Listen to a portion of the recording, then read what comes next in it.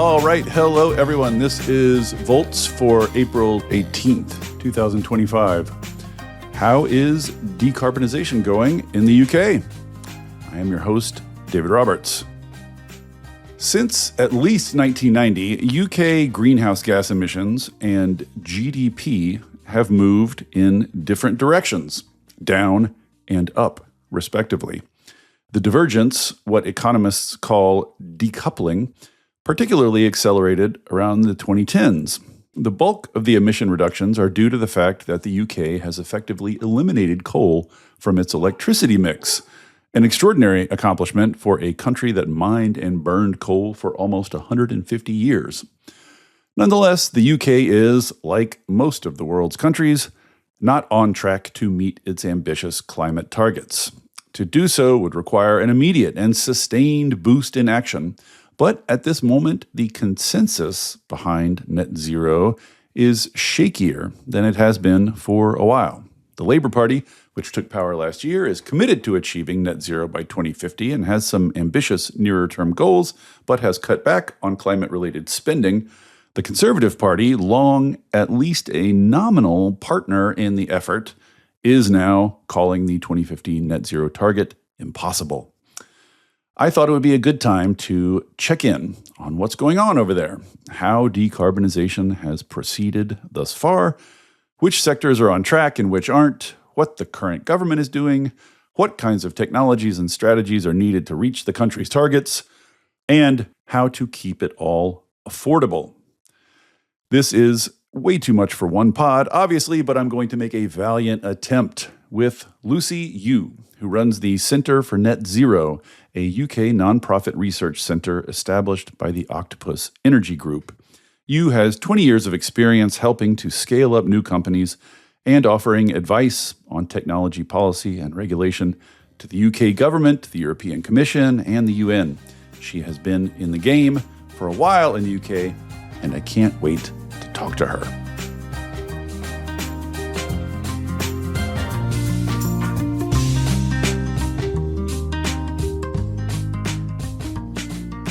With no further ado, Lucy Yu, welcome to Volts. Thank you so much for coming. Thanks very much, David. It's a pleasure to be here. Very excited for this. There's a lot going on. There is. Here's where I thought I would start. So the UK government has these targets, 95% low carbon power, electricity by 2030, which is itself a huge goal, and then net zero by 2050. So good Volts listeners know that decarbonizing a country this way involves two big buckets, basically. One is you take all the energy uses that are not on electricity and move them to electricity. And then the second big bucket is you fix the grid, which is a bunch of things in itself. So I know most of your work is on the latter part, but I just want to touch on the former part, which is moving non-electric energy uses over to electricity. Three big ones there are buildings, transport, and industry. So maybe just let's walk through those and talk about how the UK is doing on pulling those into the electricity sector. We start with buildings, where, as I understand it, the news is not great. So maybe you could talk a little bit about the state of the UK buildings and what is underway trying to electrify them. Yeah, of course. So maybe to just set some context here, and I will talk particularly about housing, but obviously this isn't just a housing issue. So we actually have some of the oldest housing stock in Europe, in the UK. So we have a real kind of diversity of housing, and it has sort of different levels of efficiency. Most people will have gas boilers for their heating. So we have currently very low rates of electrification for heating. Heating, obviously, because we are currently a cooler country, is more of a concern for us at the moment than cooling and air conditioning. But of course, this could also change over time as the climate changes. In terms of use of kind of adoption rates of heat pumps in UK housing, it's around about 1 to 2% of all UK housing stock. And obviously, Oh, really? It is at the moment. So if you compare that with something like Norway, I think they have something like a 60% penetration. You mentioned you've been talking to other countries around the world.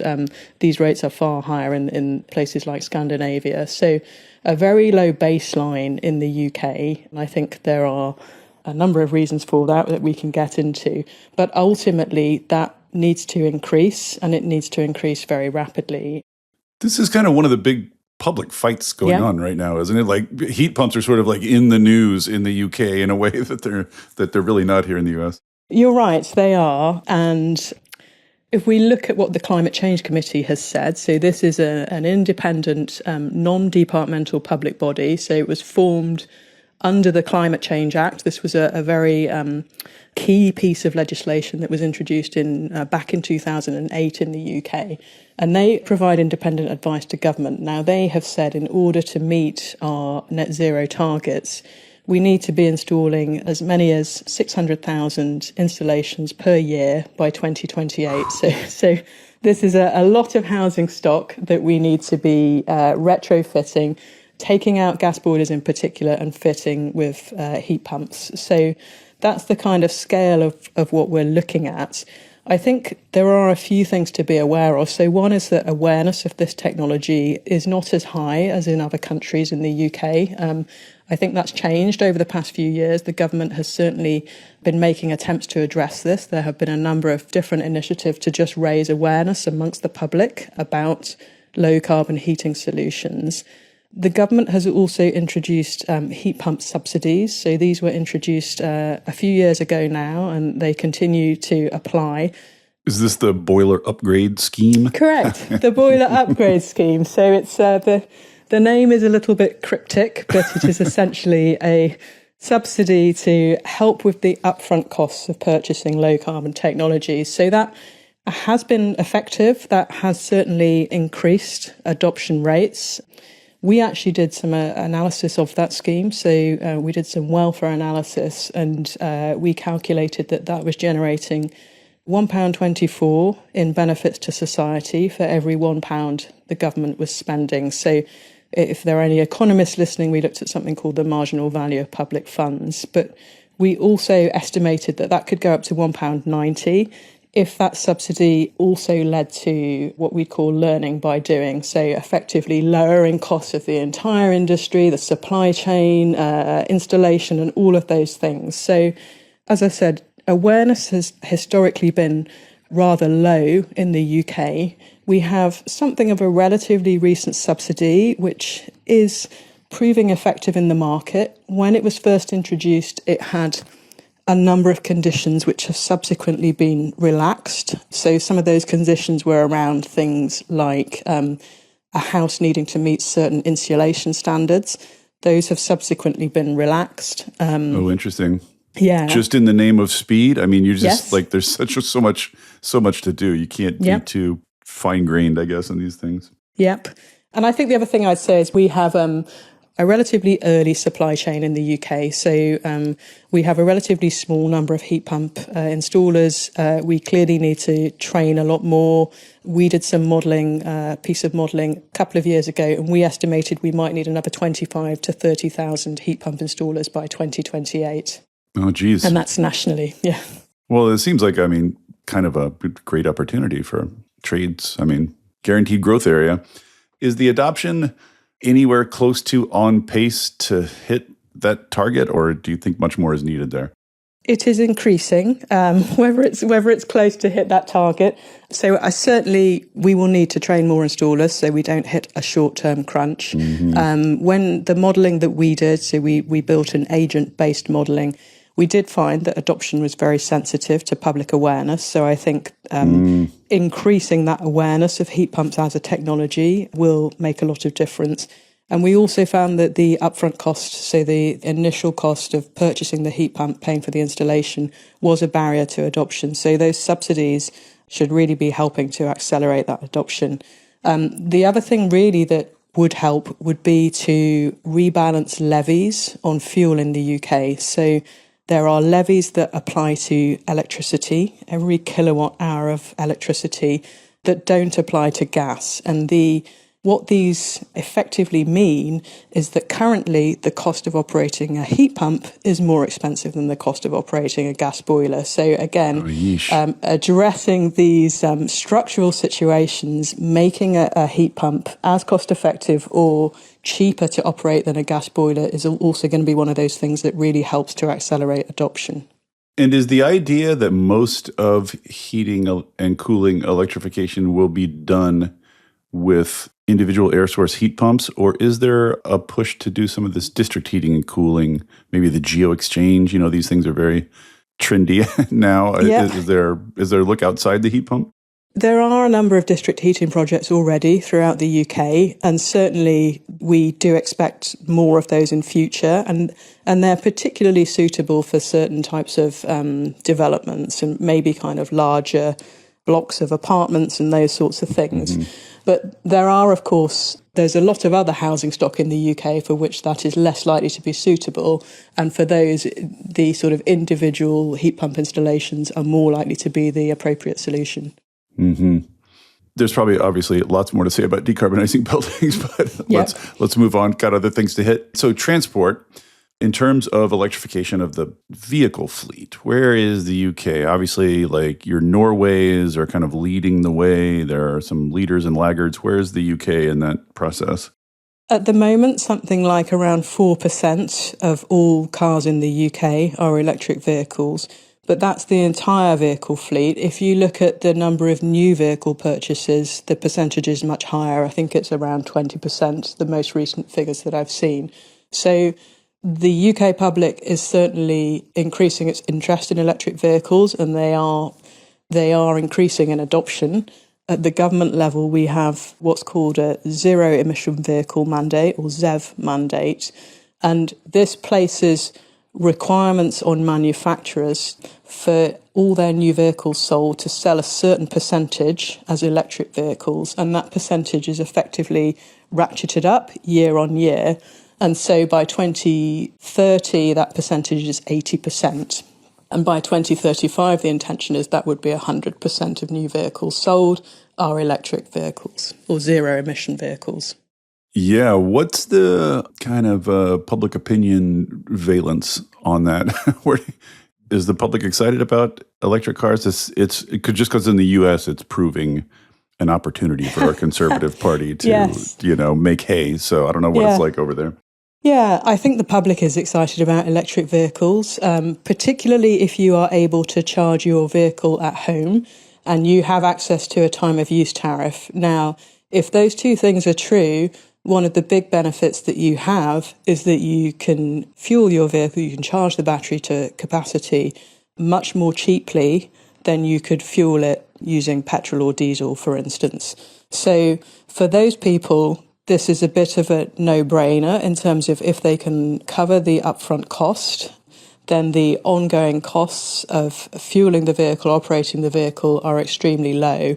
Where the adoption is maybe slightly lower at the moment is for people who don't have access to their own off-street parking, so maybe they don't have their own driveway. How are you doing on public charging? Yeah, public charging infrastructure. So this is certainly an area that the government is focused on, how to improve access to public charging infrastructure.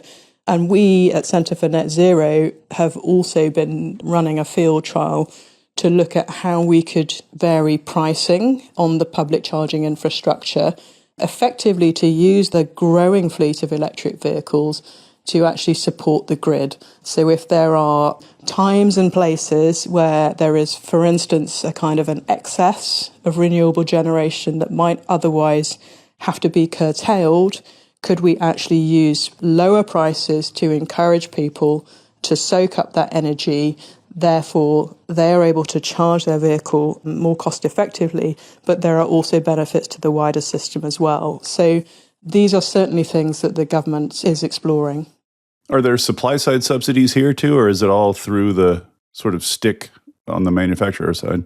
There have previously been supply side subsidies. I would say we are at a stage in the UK where, as I said, we've now got around 20% of new vehicle purchases are zero emission vehicles. So they don't exist now, but they certainly, I think, did their job at the time. And that's probably where we're at with the heat pumps that I talked about, which is that the government is trying to stimulate a market, is trying to get a critical mass of early adopters. And I think we sort of are past that point for electric vehicles. Mm-hmm. And now let's briefly talk about industry. This is, of course, the gristle and the decarbonization stake, always the difficult bit.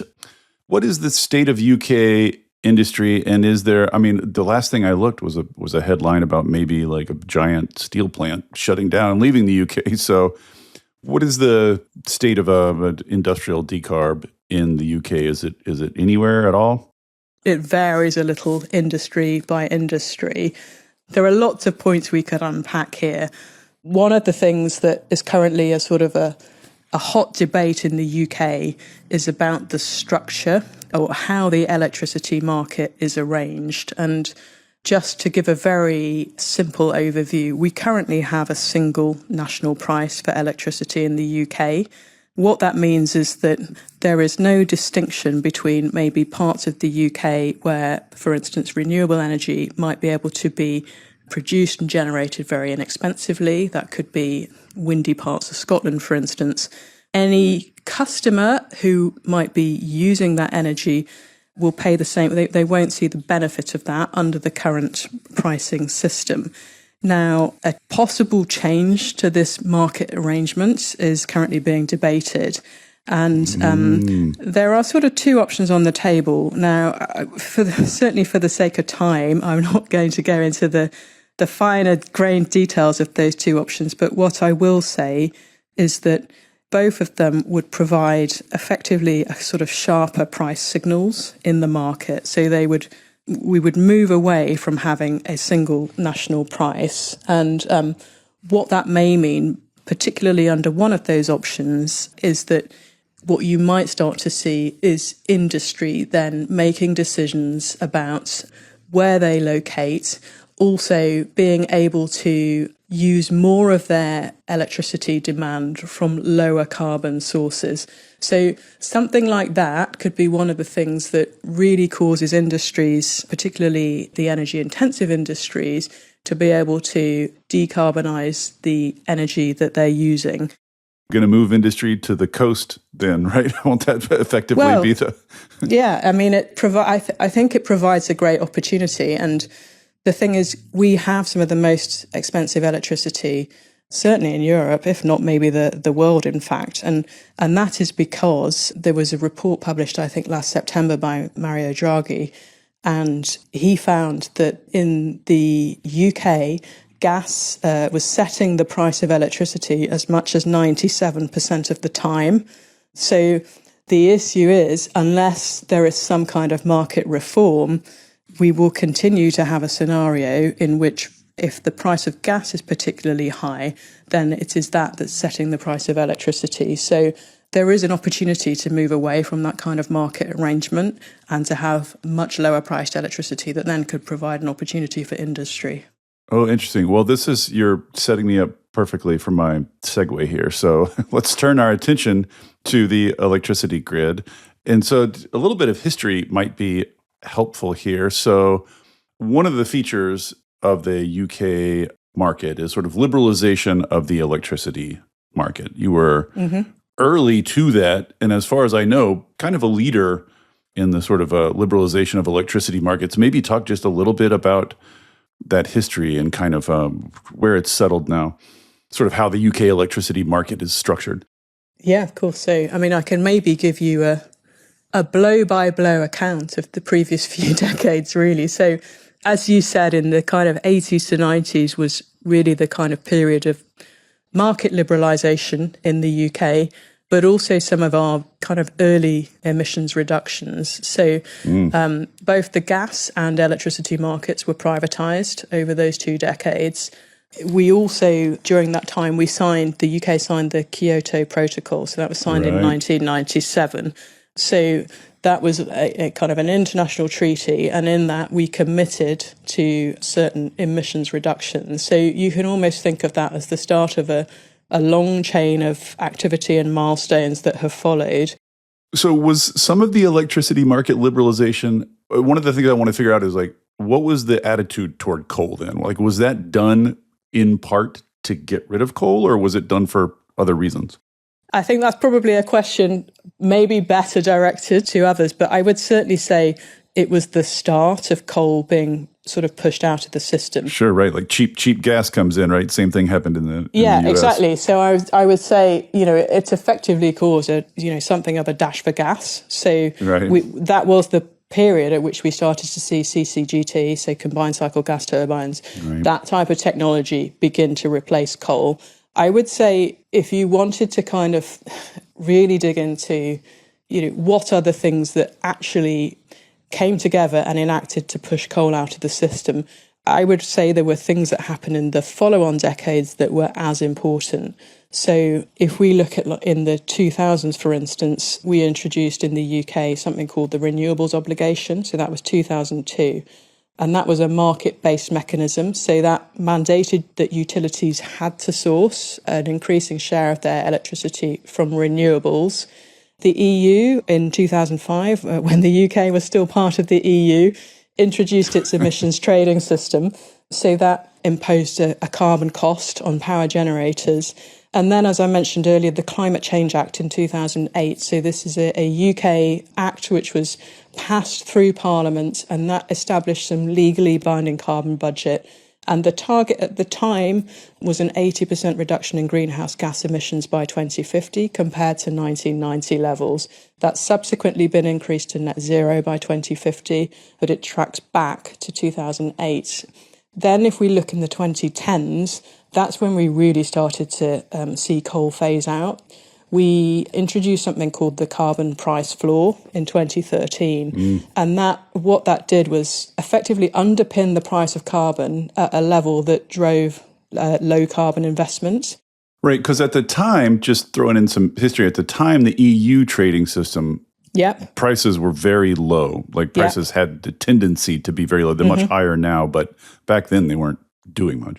Exactly. So the carbon price floor, you're absolutely right, effectively managed to achieve something that the EU emissions trading scheme has not been able to achieve. And I'd say the other thing that happened in that decade was new kind of subsidy mechanisms. So that's when the UK introduced its contracts for difference, and they really had the effect of accelerating offshore wind deployment. And these contracts for difference, or CFDs for short, what these do is they effectively guarantee a fixed price. It's called the strike price, and that's for every unit of electricity generated, and that's regardless of the actual market price. And they're typically a long duration. They might be for a duration of 15 years or so. So they're providing some very long-term certainty for renewable energy projects and for developers, and then obviously the finance. Akin to feed-in tariffs, yes? Similar-ish? Yeah, I guess, it's a similar concept, exactly. I just think our listeners might be a little bit more familiar with feed-in tariffs. Yeah. But basically, it's like a guaranteed return if you invest in renewable energy. Yeah.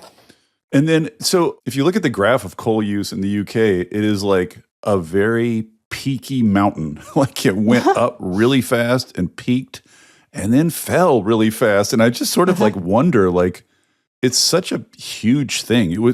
Coal was such a huge thing in the UK for so long, and then just kind of vanished over the course of a decade. Politically, did that register? Did anybody fight that? Does anybody miss coal, or was it just everybody was fine, that's the past now? I don't know that anyone misses it. I mean, there are other transitions I could point to. We probably, everybody in the UK had a landline phone line. Right. And now nobody has a landline phone line. So, other things have happened in with the same kind of pace. Yeah. Such a central thing in culture, and then for it to just sort of evaporate is kind of wild to me. So one of the things I wanted to ask about is these key anti-coal, these key measures you're talking about that ended up phasing coal out in the 2000s and 2010s. A lot of those were passed under conservative governments. This is something that our American minds cannot wrap ourselves around. Like from outside, you're just like, well, that's how it's supposed to work. Like there's a problem. Both parties agree it's a problem. They debate about the proper solutions. They come to a consensus, and implement solutions. Like it looks like how democracy is supposed to work. Is that misleading? That the sanguine view from the outside? Like how, I guess what I'm trying to ask is like, conservatives were sincerely involved in this. Yes. And now they seem to be not. So maybe talk a little bit about like how the political valence of all this has changed over time. I think that's a very kind of astute observation that up until relatively recently, I think there was a lot of consensus between the main political parties. And it's probably worth saying as well that there is, relatively high support for green policies in the UK. So even some of the more recent polls suggest that over 3/4 of the UK public support green policies. So there is, in spite of maybe what some of the media might suggest, there is strong support for this. It's only relatively recently that you're right, the leader of the Conservative Party, so that the main opposition party to the Labour government, has made some statements about net zero and some of the associated policies and things. I think some of this is maybe being a little bit reactive to global geopolitics. Yes, inflation and... Yeah, and it's, you can kind of afford to change your position when you're in opposition than when you're in government. So Yes. I'm sure that has had an influence too.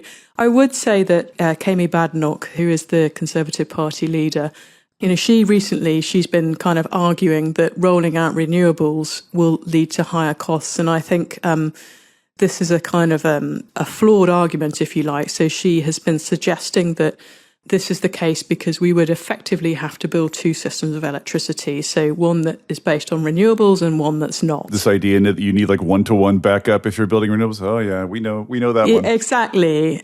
And the kind of suggestion that you've got effectively having to run two systems. And of course it might sound like an intuitive argument on the surface, but actually, of course, this is conflating the kind of the upfront capex with the total system costs. And so if you focus very narrowly on the installation expenses and you ignore the costs of purchasing fuel to run fossil power plants, then you're not comparing like for like. And so I do think, there maybe is some discussion and debate that's out there at the moment that is not really reflecting the reality of the move towards renewables.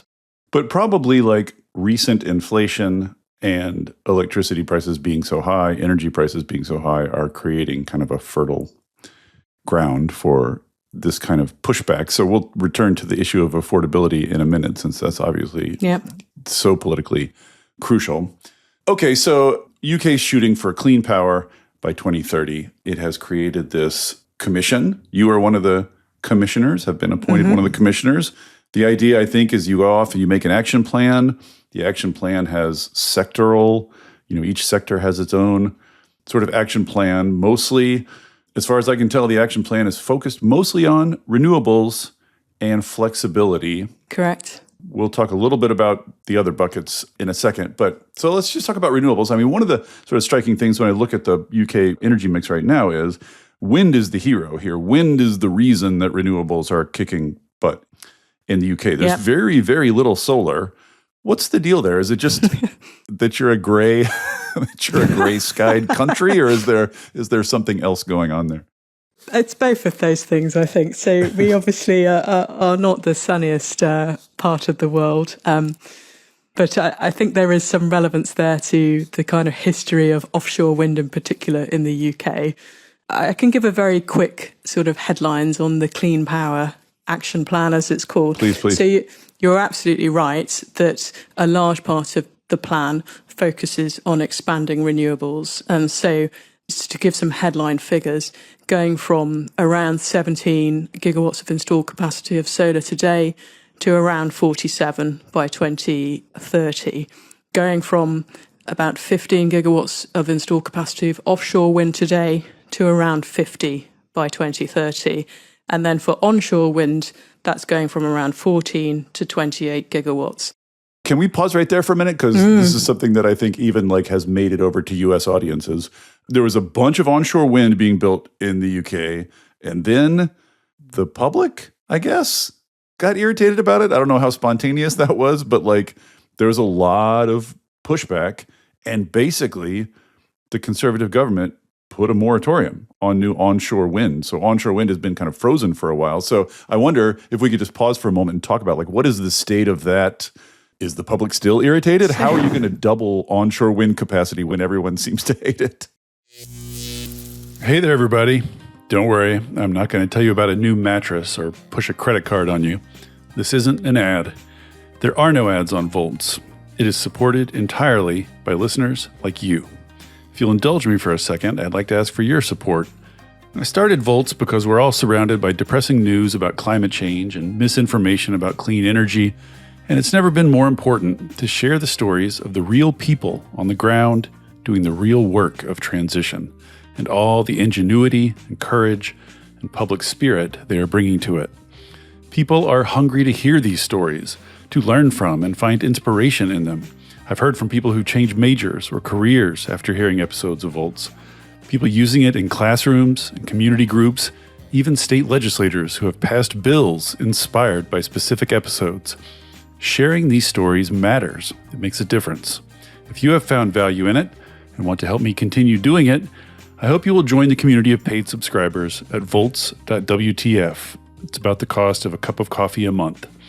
If you don't like subscriptions, you can make a one-time contribution, leave a review on Apple or Spotify, or just tell a friend about Volts. I am grateful for any and all support. If you're already a paid subscriber, thank you. And now, back to the show. Is the public still irritated? How are you going to double onshore wind capacity when everyone seems to hate it? So the moratorium has effectively been lifted, and that was kind of one of the first things that the new government, the Labour government, did when they came into power. In terms of kind of what does the public think about it? I think maybe you have had a slightly kind of filtered view of things in the US. I mean, so firstly, I would maybe actually talk about the role of onshore wind in particular, because this is something which the public see. It's more visible to the public than offshore wind. It's the onshore wind that they mostly are NIMBYing, right? Is that they're mostly pushing back against? Well, we talk about NIMBYs and YIMBYs, and YIMBYs are yes in my backyard, because we can maybe talk about community energy, but one of the things the government has said is that, so they have set a national ambition for at least 10 gigawatts of community and locally owned energy by 2030. And just to put that in context, we've currently got about 0.9 gigawatts. So that's a significant increase. Now, they haven't specified exactly what that might be, so it doesn't have to be wind. It could be solar or other projects. But I do think there is a lot of opportunity for wind. To give you an example of why I think this is the case and what we mean by YIMBYs or yes in my backyard, in the UK, Octopus Energy has something called the Octopus Fan Club. And the pun in the name is certainly intended. This was launched in 2021. And what this does is it gives customers who are living close, so within a certain proximity of one of its onshore wind turbines, so these are based in Yorkshire and in Wales, it gives them a discount when it's particularly windy. And since that scheme has launched, Octopus Energy has had something like over 20,000 individual requests for people asking for a local wind turbine in their community. Yes. The NIMBYs are always talking about wind cancer and shadows, but then money comes into the picture and they're like, oh, never mind. Exactly. Shadows seem fine. So I think you're kind of getting to the heart of an issue here, though, which is that I think where there is going to be some kind of new infrastructure, the extent to which you can, tie this to the local community and think about, what are the benefits and things that you can return to the local community, then you can start to, I think, have a different conversation about this sort of thing. So you think the community ownership will unlock a lot more support for wind? I think it has the potential to. And if you look at some of the existing community energy projects in the UK, there are a lot of actually nice examples from Scotland, which I think has really sort of led the way in this space probably over the past decade or so. If you look at the Isle of Lewis in Scotland, they have a nice community-owned wind turbine scheme. So that's, I think, a 9 megawatt wind farm, so 3 megawatt turbines.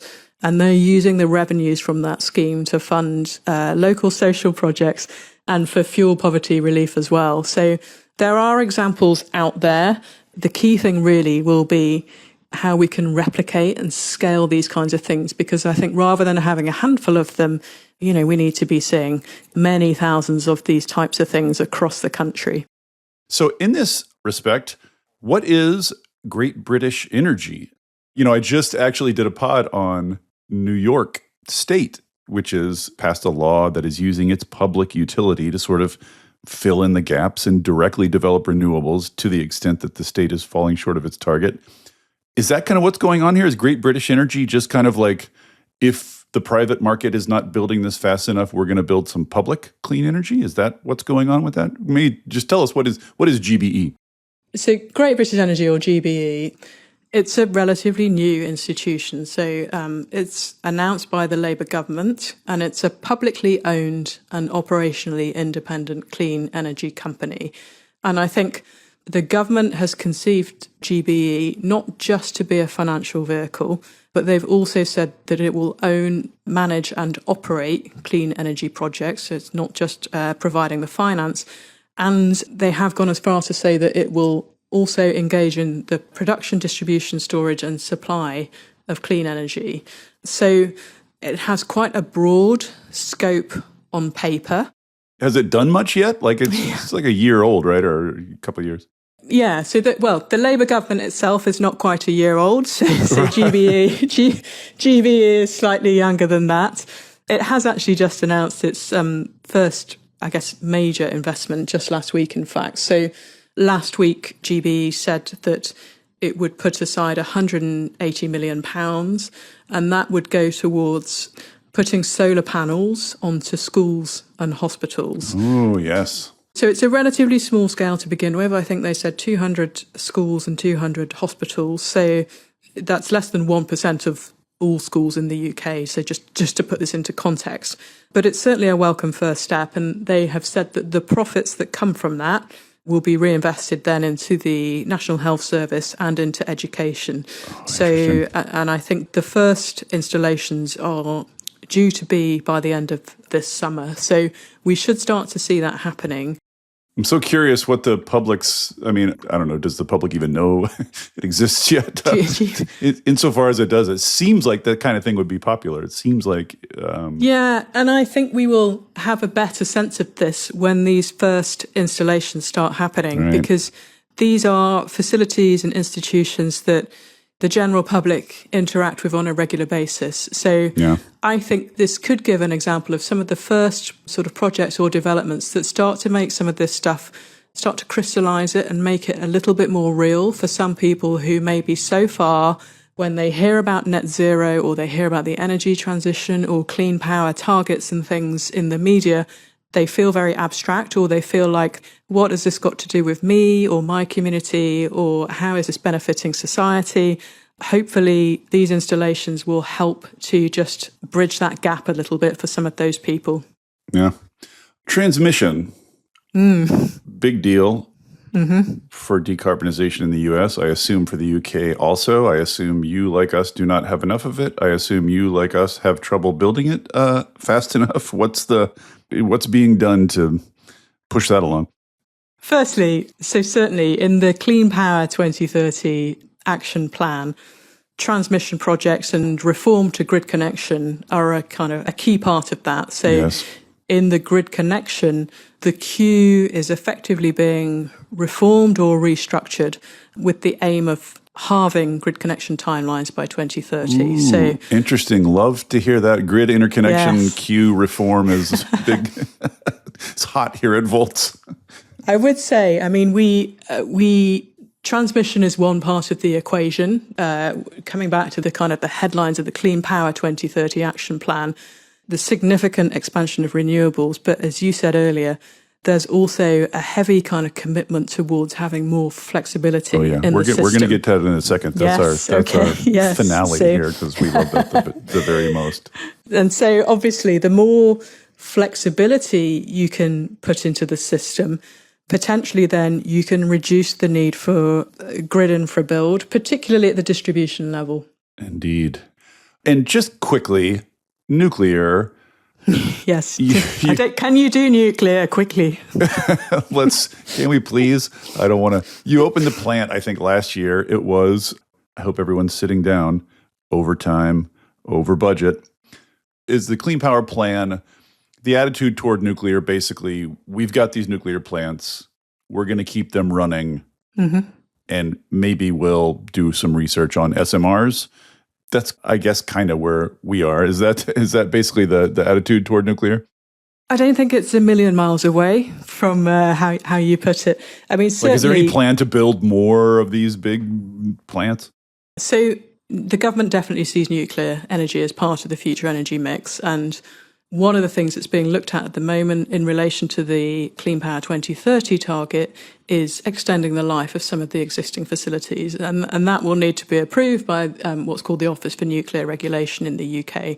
You're probably aware that there are a number of projects that are due to come on stream either before 2030 or soon after. So a big one, and one that has been, again, the subject of a lot of kind of controversy, is Hinkley Point C. So this would be a 3.2 gigawatt reactor, which is currently under construction in the sort of Somerset region. It is meant to come online in 2029. Some of the latest stuff around this has been what's known affectionately in the UK, I think, as the fish disco row. So this is well, say more. This is a row which is potentially could cause further delays to Hinkley Point C. So to give the background to this, EDF, who are the developer for Hinkley Point C, in their original plan, they had an acoustic deterrent, and this was designed to prevent fish from being sucked into the plant's cooling system. So obviously massive amounts of water needed to cool this reactor. And this deterrent system, I'm probably underselling it by just sort of calling it a deterrent system, because it was actually going to be 288 underwater speakers, and these would produce underwater noise louder than a jumbo jet. This would be all day, every day for 6 decades. So this is what was in the original. Don't know if that's really an improvement in the quality of life for the fish. So this was in there, and this was designed to protect marine life. However, more recently, they have applied to the Environment Agency, and they've said, could we have permission to drop these proposals? And they've cited doubts over the effectiveness and also concerns about risks to divers having to maintain the speakers. Now, the Environment Agency has rejected that request. They've said, no, you can't drop this proposal and you can't replace it with an alternative proposal. So this is the kind of the summary of the fish disco row. The fish disco.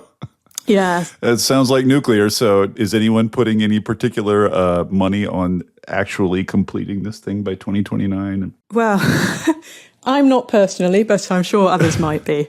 And just to round off, you talked about SMRs. Everybody's talking about SMRs at the moment, indeed. Particularly in relation to data centres. I'm sure we don't sort of have time to go into the ins and outs of those, but I would say, yes, the UK government is also interested in SMRs. They're currently in the final stage of a competition to select some SMR technology providers. They have 4 remaining contenders for that, and that decision is expected to be announced in the next few months, in fact, by GB Energy. Well, I can't wait for some actual physical operating SMRs to join the dialogue on SMRs. Well, it'll be a fresh new chapter in that discourse. Yes.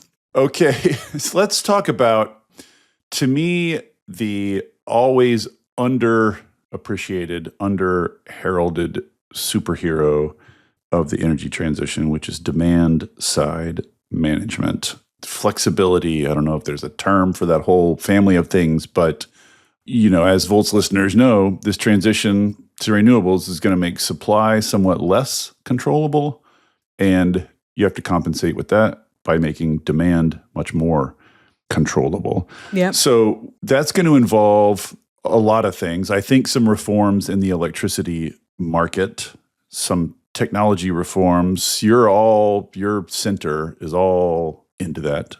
What's going on in that space? Are there big reforms happening? What's the idea?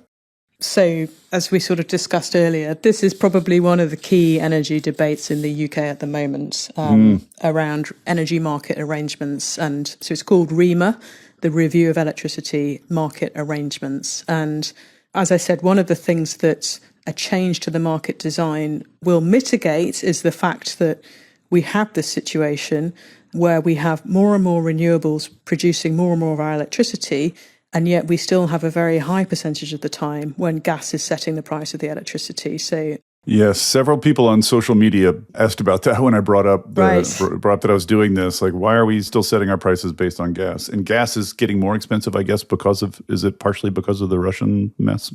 That certainly had an impact, yeah. So, as I said, the two main kind of options that are being discussed would both create sharper price signals in the market. So we would no longer have a situation in which we effectively just have a single national price. And to really sort of simplify things, so this is probably an oversimplistic representation, but broadly speaking, one of those changes would be quite a fundamental market change, so effectively zonal pricing. And this would divide the UK energy market into a number of geographical zones, and it would adjust pricing in those zones based on regional demand and supply. And then the second option would be, I guess, more of a tweaking of the national pricing. So I suppose not quite going as far as zonal pricing. And I suppose the trade-off between the two, and again, I am representing this trade-off in a slightly simplistic way. It's not quite sort of one or the other, but really a lot of the arguments or the debate is around creating optimal signals for investments. We talked about the 2030 targets. We're going to need to complete some very large, what we call allocation rounds, so auction rounds to get more renewables onto the system. So it's a trade-off between the optimal signals for investment, but the efficient operation of the system. And so these are sort of, if you like, the two camps that exist. I mean, from my perspective, like the value of a produced electron varies geographically and temporally. Yes. Right? It matters where and when the electrons are coming online, which is not necessarily true in the sort of pre-renewables grid. So there's like geographically and temporally sensitive pricing seems like kind of like table stakes. Like you kind of have to do that, don't you? Like how else are you going to send these demand signals? How else are investors going to know where to build the new supply? You know what I mean? Where the supply will have the most, especially when you get to distributed renewables too. Like where will those do the most good? You need to direct. I'm preaching to the choir here, obviously. Yes, you are. I mean, we certainly, our interest is in when you have the right market conditions to unlock a lot of this flexibility. And if we look at the targets in the Clean Power Action Plan, they see Britain going from, I think, around 3 gigawatts of capacity today to something around 10 to 12. This is what's called consumer-led flexibility, 10 to 12 gigawatts by 2030. So some of this would be from households. Some of this might be from industrial and commercial users. And certainly we could expect, and a lot of the modelling expects, that smart charging of electric vehicles will provide a substantial proportion of that. But again, that doesn't work if the price is not varying throughout the day, So, and just on that point around kind of using electric vehicles effectively as sort of floating assets by using dynamic pricing, we have actually, so one of the things that we do at Centre for Net Zero is we run field trials with real world customers. And we try to run these field trials as far as possible as randomized control trials, or the closest thing we can achieve in the real world with real customers. And we have just completed a trial to look at using dynamic pricing on the public charging network to see how we could use electric vehicle flexibility to support the energy system. Just to give you a few, I suppose, high-level findings, we will publish a full analysis of this. We found very high price sensitivity. So when we dropped the price by 40%, we saw a 100% increase in charging. We found that through these discounts, we were able to create demand during periods of excess renewable generation. Mm-hmm. And that's important because if you're actually not creating new demand during periods of excess renewable and you're actually just displacing that demand between different chargers, then maybe that has different implications for the system overall and how you operate the system. When we say excess renewables, you're mostly talking about overnight wind. Is that mostly when you have excess?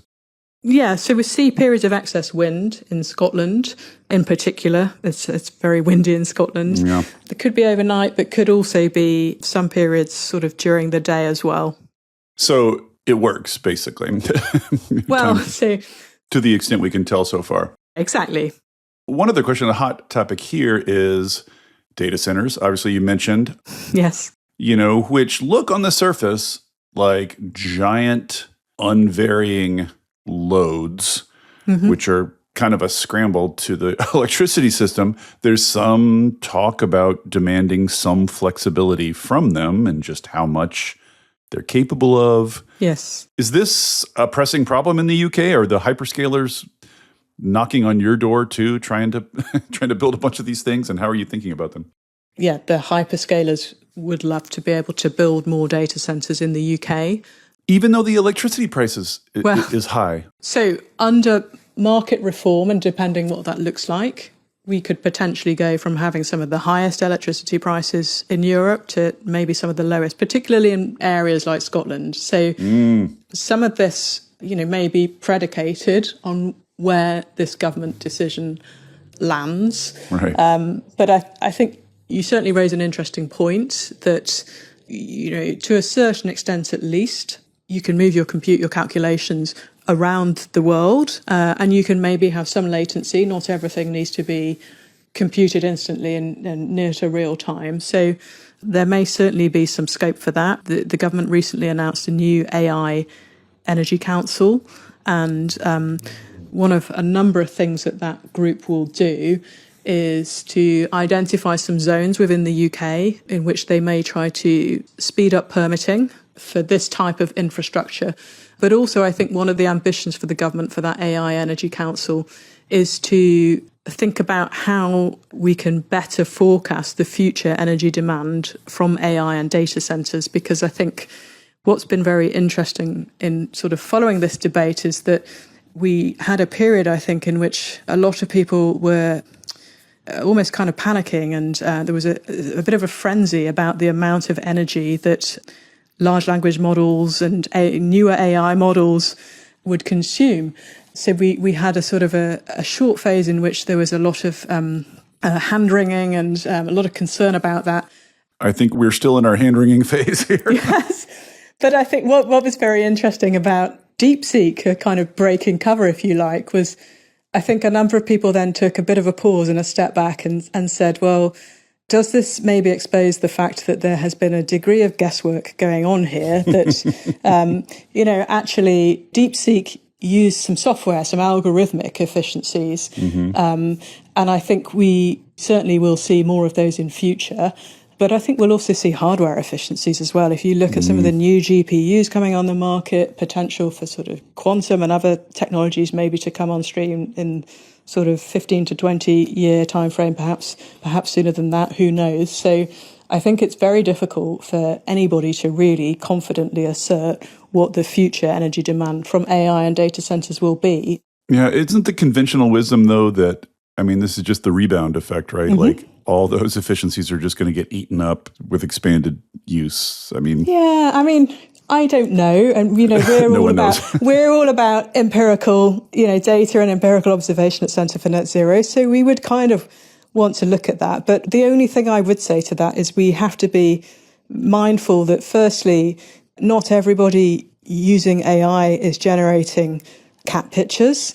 Some people some people will be using this to find materials science-based innovations, or just things in other downstream applications that have the potential to massively reduce emissions. So sure, or just managing. I mean, just exactly. Again, like just managing a grid where there are hundreds of thousands of generators rather than dozens is a good place for AI too.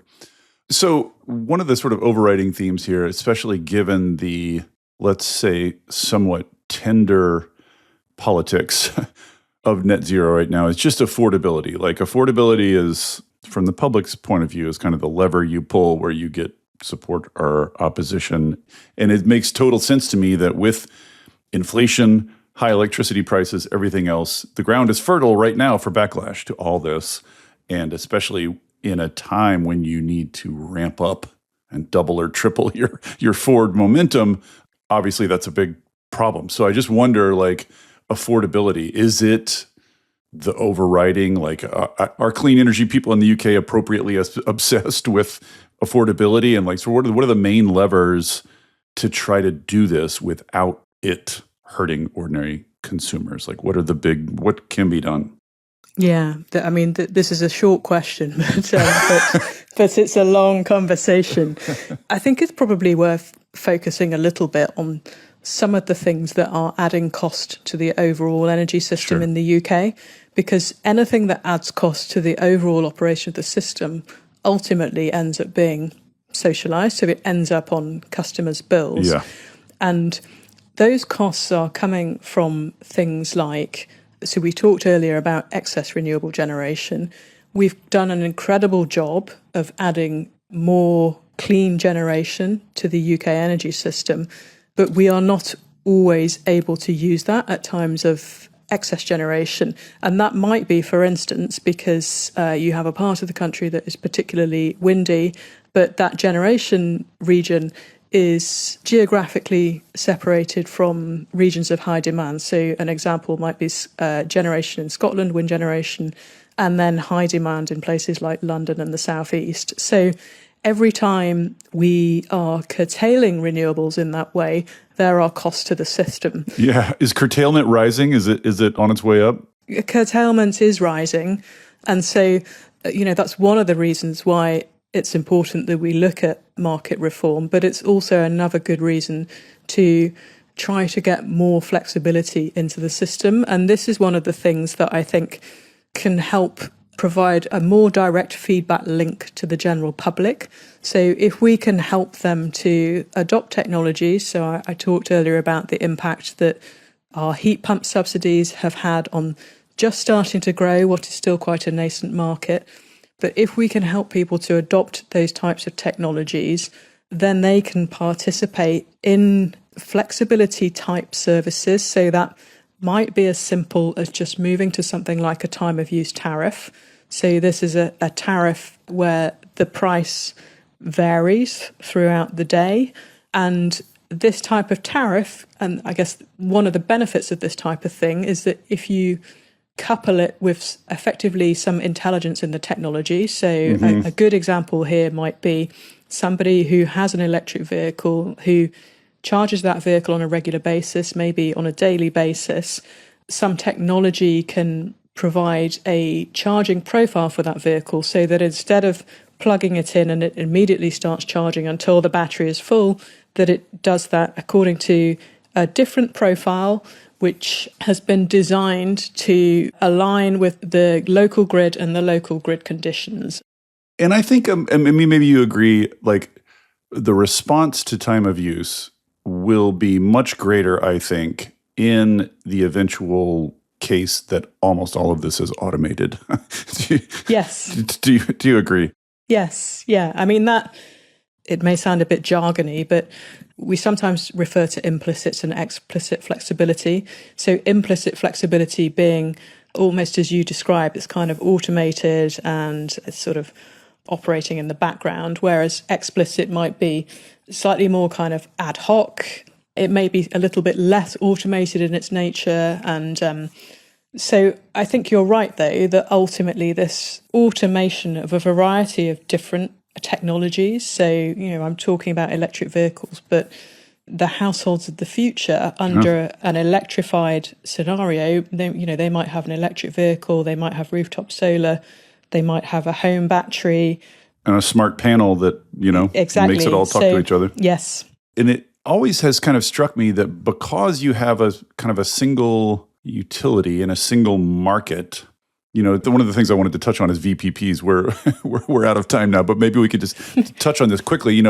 One of the weird things going on right now is we have this sort of private market in VPPs. We have these private aggregators, and their relationship to utilities is somewhat odd. And my instinct has always been like, this just seems like something utilities ought to be doing. Why is there a private market in this? And so you have a single utility in the whole country. Like, is there some future where sort of all of the UK is a big VPP?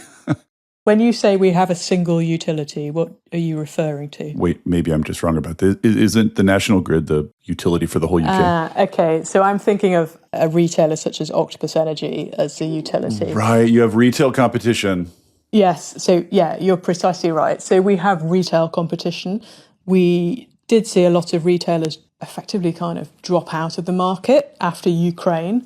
Really? I think, and this is because there were a number of retailers that maybe hadn't hedged effectively. So they hadn't anticipated or they kind of hadn't planned for the increase in energy prices that we saw. And effectively, when that happened, it meant that their businesses were no longer viable. So a lot of retailers then dropped out of the market. I think it was sort of over 30 in a relatively short space of time. And many of them were smaller retailers. But yeah, we have competition in the market. So do you have a VPP market starting up? Like, are you that far along? I mean, you kind of need electrified homes to do that. Yeah, I mean, there certainly are companies who are effectively sort of operating VPP type models in the UK. What I don't know is what the sort of growth figures for those sorts of businesses look like. But I think that's anything that will create sharper signals in the market. So whether that is by place and time, we already are starting to have more sort of digitalization generally in the energy system, if you like. So we're getting more of the raw ingredients needed to be able to create these types of businesses. And I suppose more importantly, to innovate on propositions to customers. Right. Okay, well, we've gone over our hour trying to cover an entire country. Any final sort of I guess I wonder, just sort of by way of wrapping up. Yep. Like in the US, it's at the very least up in the air what the political future of decarbonization is. I mean, you can find people who say like the market marches on, there's no way they can stop this, but I think people underestimate how much damage a government can do if it really sets out to do damage. So I wonder, what's your take on UK decarbonization? Like, are you worried about the larger effort sort of fragmenting and becoming polarized and bogging down? Or do you think that this is sort of has a momentum of its own that's in some sense resistant to politics? It's a very good question. I mean, impossible to answer, but good. It's hard to answer, but like I said earlier, we have to be mindful that what the polls tell us is perhaps different than what some of the media in the UK might present. So The polls do tell us there is good support for this. Like I said, I think around 76% of the public in support of green policies. I also think there is a real opportunity for the UK, and I would say Europe as well, actually. So, coming back to your comments about the situation in the US, and I won't talk too much about that, but I do think what that potentially does is open up more opportunity for the UK and Europe. So the UK and parts of Europe can certainly offer a home to those who maybe at the moment feel like they can't do their best work in the US. So well, we're firing all our best scientists and engineers, so it's a real buyer's market for smart people right now. So I don't think we should be too pessimistic. Part of what's happening is the UK and the EU are starting to think more seriously about their own defense, just because the US has become unreliable. So I sort of wonder what the manifestation of that will be in the decarb world if they're trying to sort of cut ties a little bit and become a little bit more self-sufficient in that respect too. Nobody has a crystal ball, right? So, I sure would like one right now. I mean, what you just said about defence, we have something called the National Wealth Fund in the UK, and I suppose it's our closest equivalent to a sovereign wealth fund. Right. I would say it's maybe doesn't quite share the characteristics of some sovereign wealth funds around the world, because it is probably less about just investing for sort of the highest returns. But I think one of the things that it might also do is perhaps invest in newer or more experimental kind of technologies and things in order to try to get them closer to commercialisation. So it may do that sort of thing. Traditionally, though, the remit of that fund, so it came about through, well, it used to be the UK Infrastructure Bank, and it is now effectively the National Wealth Fund. And when it was the UK Infrastructure Bank, it had a mandate to invest in infrastructure in 5 sectors. So those were clean energy, digital, transport, water and waste, from memory. And certainly one of the more recent announcements by our most senior finance minister in the UK was that she wants to effectively amend the terms of the mandate or the terms of the National Wealth Fund so that it can also spend on defence or the defence sector. And I think this is partly because, you know, for the reasons that we're all very familiar, countries are thinking about how they can increase their national spending on defence, and that has to come from somewhere. We are not awash with government money here in the UK.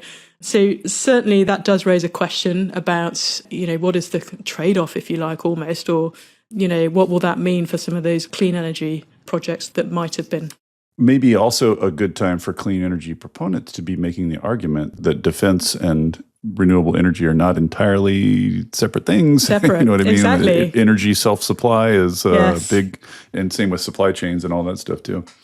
Thank you, Lucy. This was an impossible task I roped you into, but I think we did a credible job trying to do some of the high points, and maybe we'll have you on again in the future. So much more we could have covered. Get a little bit more nitty-gritty about the demand side stuff, which of course I love.